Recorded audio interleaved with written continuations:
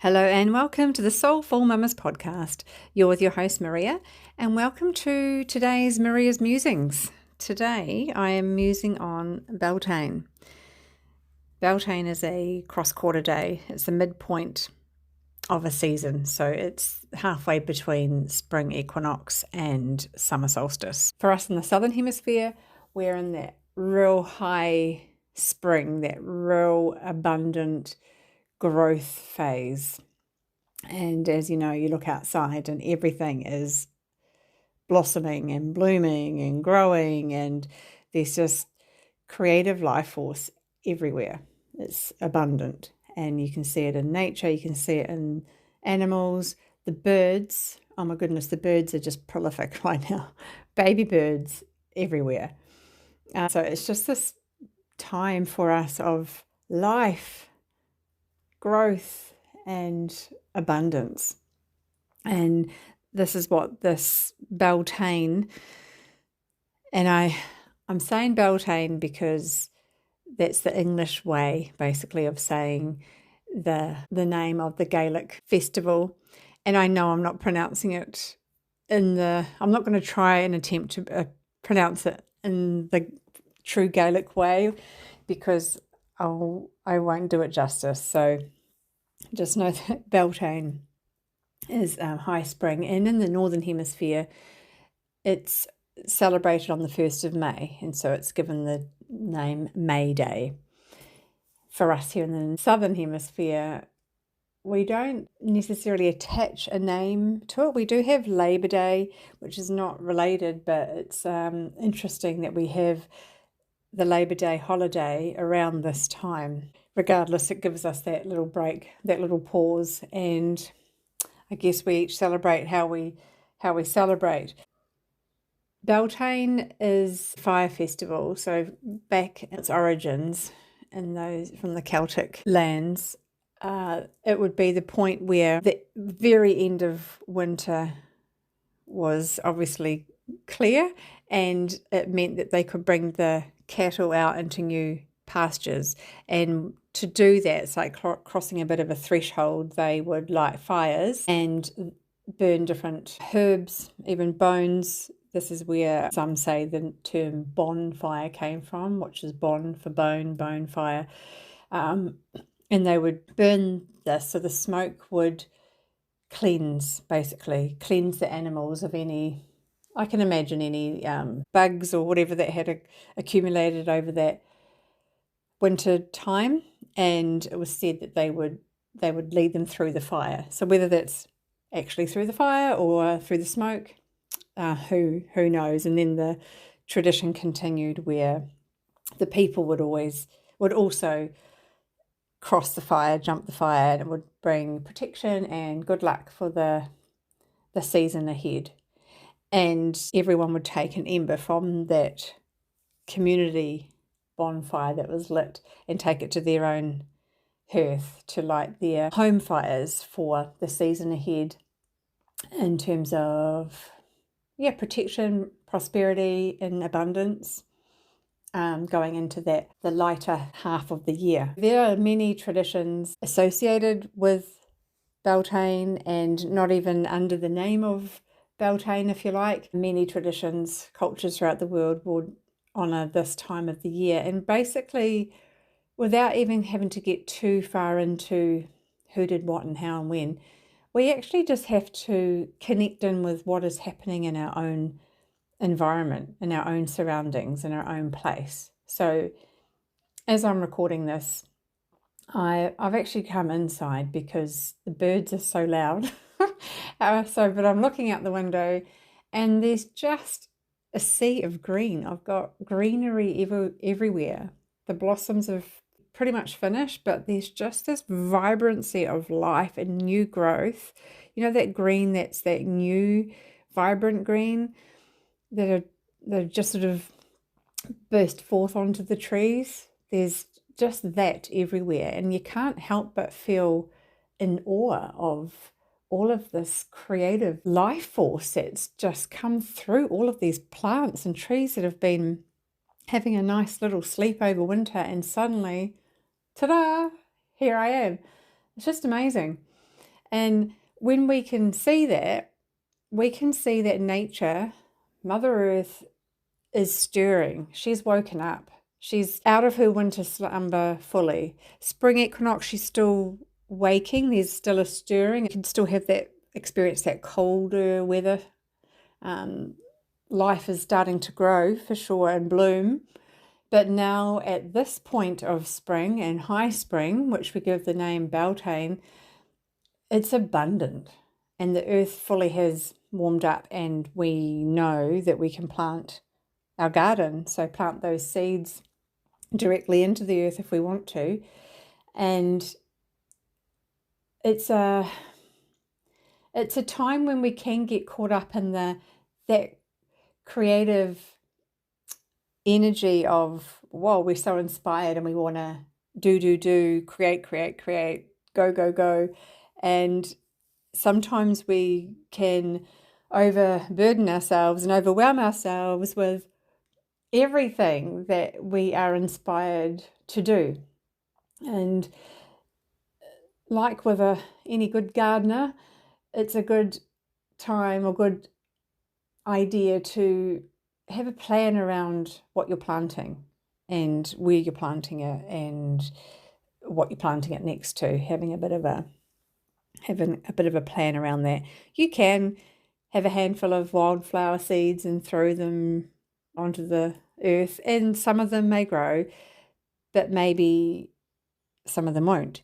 And so in order for them to have that really good start in life, we want to prepare the earth a little bit. So for me, from spring equinox to this point now around Beltane, it's been about preparing the garden beds, bit of weeding, bit of compost and mulch, and making lovely brews of seaweed tea and worm wee tea. Lots of brews. Love my brews. And getting everything prepared, and then having an idea of, what we're going to plant and when, and what needs more sun, what needs more shade. And we've just planted our pumpkins that are in the ground ready for the harvest time, which will be around the opposite end of the wheel, in Samhain, which otherwise known as Halloween. So around that time of the year for us in the Southern Hemisphere is the end of April. That's when the season shows that full cycle of life and growth has come to its fruition, and things are starting to fall and die back, and it's getting colder and a bit darker and preparing for the winter time. And so the imagery and the story around Halloween makes sense for people in the opposite hemisphere at the time of deep autumn coming into winter, because that's what nature is showing you, that dark, cold, a little bit mysterious. And what is actually happening is the veil is quite thin in that time, which means we can sense we are closer to the other realm, closer to our ancestors, closer to our loved ones that have passed over. So hence the name Day of the Dead, honoring your ancestors, honoring those who have passed. So that is what is happening at that part, that turn of the wheel, Samhain, Halloween. We're at the opposite end of that right now, where we're in the fullness of life and growth, and we are celebrating life, and we are getting excited and wanting to create and be more outward, wanting to get excited about swimming soon and outdoor activities and picnics and everything that's associated with that. And our Northern Hemisphere friends are getting ready to go more inward. And so they are making their soups and warming, nourishing foods. And that is why, for them, right now, Halloween is true and makes sense. What is happening, though, what has happened over the last few years in particular, we have adopted Halloween here in New Zealand. We are celebrating it at the same time of the year that the Northern Hemisphere do. except we're going into full spring and creation. They're going into death, decay, darkness, dying from nature's perspective. And when we're bringing that energy into New Zealand at the end of October, early November, when we look outside and it doesn't make sense that we would be celebrating death and darkness right now and having that imagery. And so I am all about getting curious and making sense of things.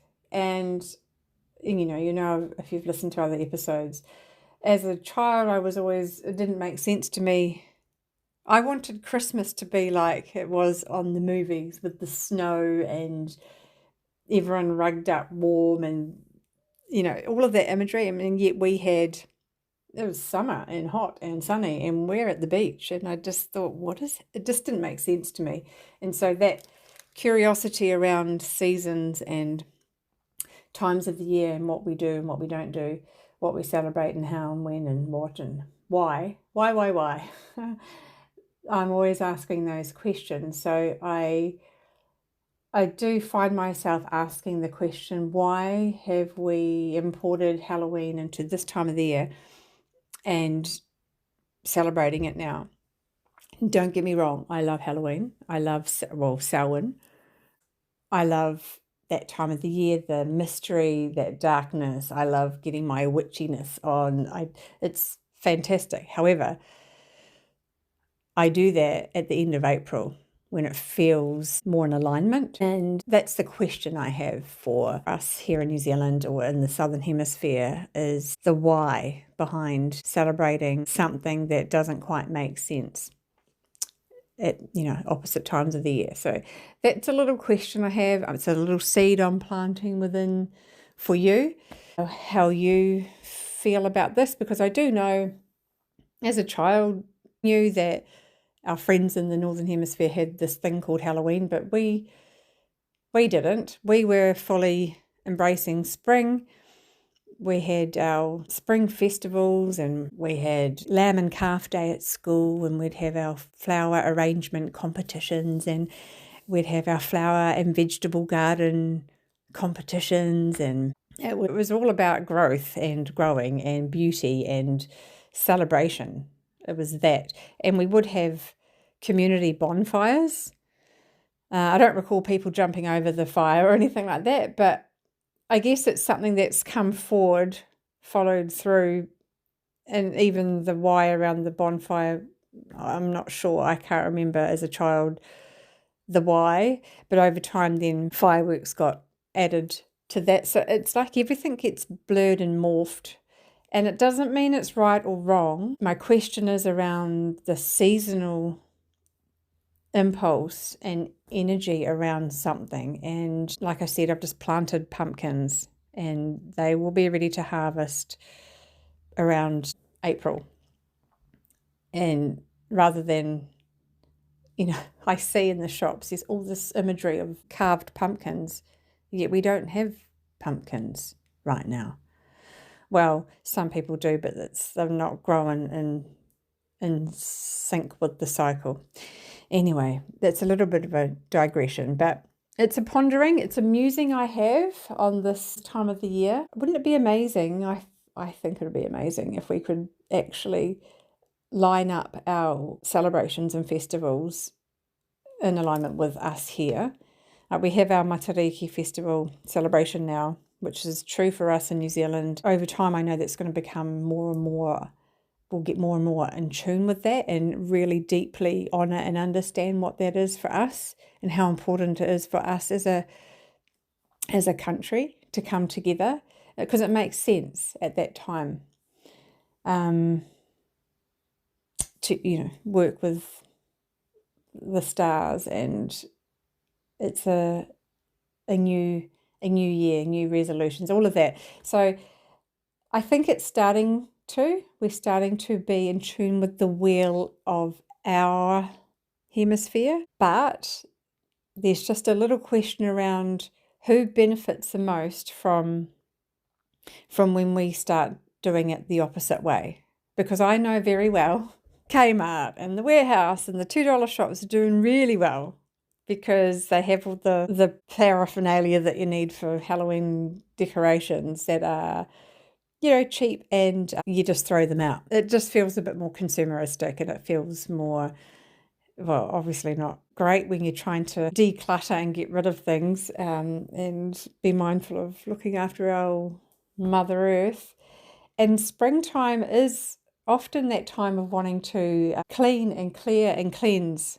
So it's often when you have the spring clean and declutter and get rid of things that you don't need anymore. So by buying more stuff for a celebration that we don't even know the why behind we do it. It's just the kids get on board because they can dress up, which, yep, that's fun, dressing up. And they get this thing called candy, which they don't even know what it is because we don't even call it candy here. We call it lollies. But anyway, this is my little musings, and I'll just get off my little soapbox. But I just wanted you to just sit with that and explore that. And as a child, what did you grow up with? In this season of full spring, what did you do to celebrate, if anything? You may not have. Maybe at school, maybe at home, maybe what feels true, because children are very good at aligning with what feels right and true for them. And right now, we're the opposite to the north, and the veil is thin there, and they can connect in and honour the ancestors, which is wonderful. And for us, the veil is also thin at this end, in our hemisphere, but it's different in that it's thin and that you can connect in with the realm that has created or helped sustain, create this life that we can see around us. And by that I mean the realm of the fae, the elementals, the nature spirits, fairy folk, whatever you want to call them, the patupaerehe. It is that realm, and they have been busy, really busy. And so it's a time to give thanks to them, give them little offerings. Children do this already. There's daisies everywhere. They innately want to pick the daisies, make little daisy trains, make little wee grottos or houses, but they kind of know. They're more tuned in and connected to knowing that life is so abundant. It's way more than our physical eyes can see. And we get conditioned into using only a few of our senses and not really broadening into all of the senses. And our children, they just haven't lost that yet. And so it's amazing that they can still embrace that magic and joy and fun that fairy realm does bring in. So it's a nod to the fae, and that's what that realm brings forth. And obviously you can still be remembering and honouring your past loved ones and ancestors as well. But the energy, what I'm trying to point out is the energy is a little bit different of life and growth and celebrating that, and the energy of death and inward introspection and a connection in a different way. So again, something to ponder. I would love to know your own musings, your own ponderings, your own experiences, and I'm always happy to be questioned, challenged, have a conversation. I think it's great that people have their own ideas and experiences, and we can have these conversations even if we don't agree, because it's important that we communicate and we can share our voice in a way that can be heard and received. But I'm not sharing this voice because it's the only way and you should do what I say and should think how I think. It's just, these are my musings, and what I would hope is that it sparks something within you to have your own thoughts on this. If you want to work more with this Beltane energy. Some ideas would be for your altar, if you have one, or your nature table, bring in the greenery that you have outside and bring that in, or some beautiful flowers, and just bring that vibrancy of that life in.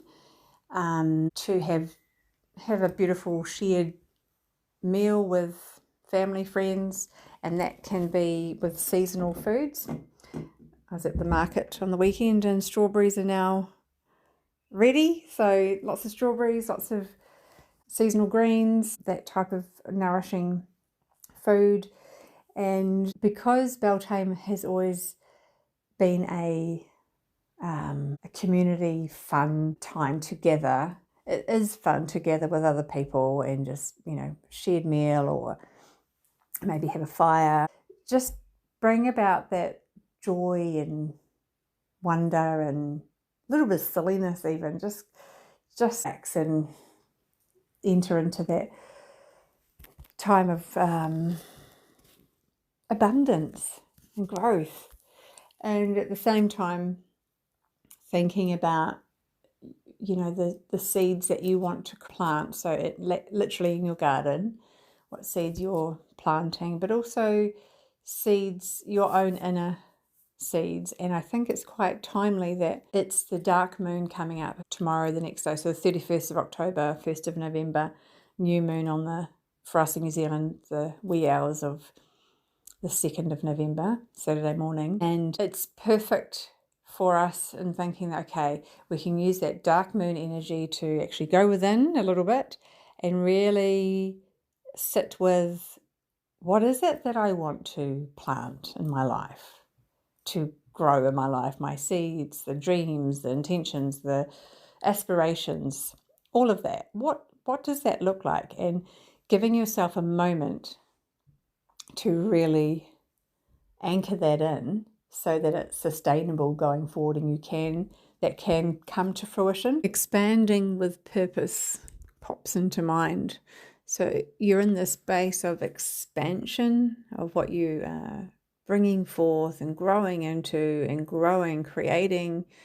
You might be growing new life within, or witnessing the animals around you growing new life and giving birth to new life. It's very much that creative birthing process with the gift of the dark moon's pause. See that as the sacred pause where you can actually really feel into what you're going to expand into and develop a sustainable foundation for that to grow on, rather than having 1,000 ideas and then not having the capacity for them to come to full fruition. So really think about that for yourself.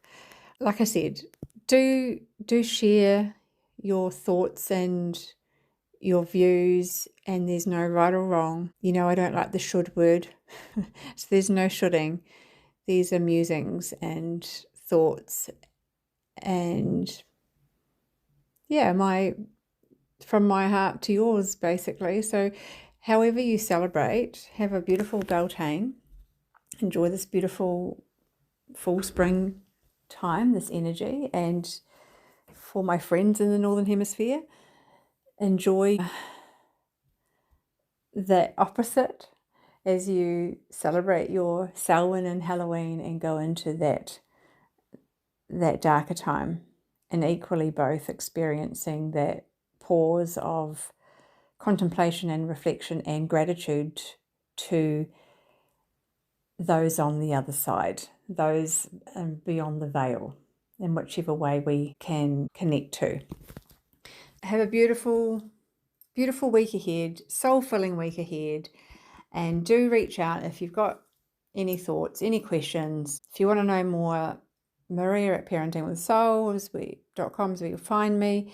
And let's keep the conversation going and growing, and feel not restricted to speak your own truth and share your own voice. It's important. Okay, I'll see you again soon.